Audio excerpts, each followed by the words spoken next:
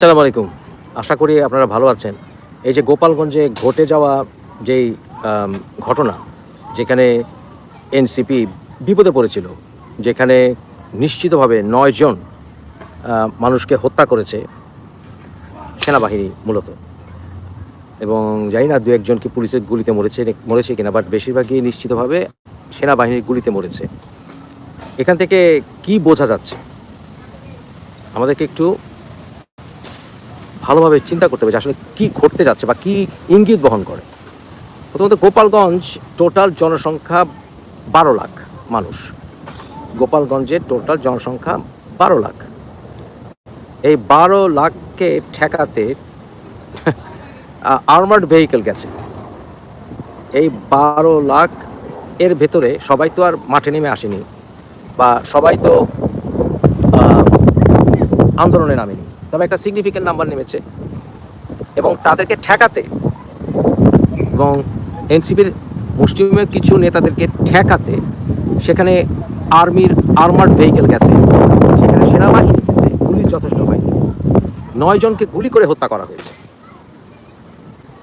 তাহলে এটা থেকে কি বোঝা যায়? এটা থেকে বোঝা যায় যে বাংলাদেশে বঙ্গবন্ধুর সম্মান রক্ষা করার জন্য তার জন্মভূমি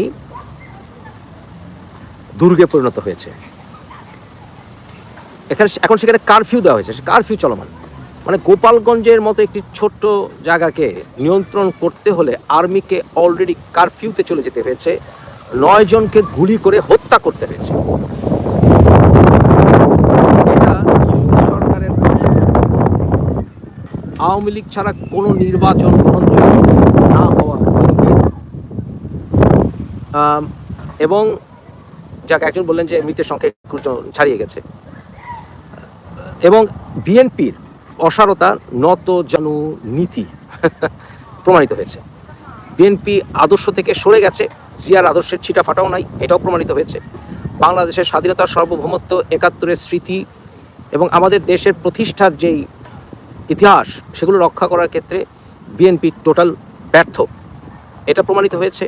প্রমাণিত হয়েছে জাতীয় পার্টি কোনো কথাই এই বিষয়ে বলার ক্ষমতা বা সাহস কোনোটাই রাখে না। এবং প্রমাণিত হয়েছে ডক্টর ইউনূস গোপালগঞ্জের মানুষের বিরুদ্ধে। প্রমাণিত হয়েছে বিএনপি গোপালগঞ্জকে আওয়ামী লীগ হিসেবে দেখেছে, জনগণ হিসেবে দেখেনি।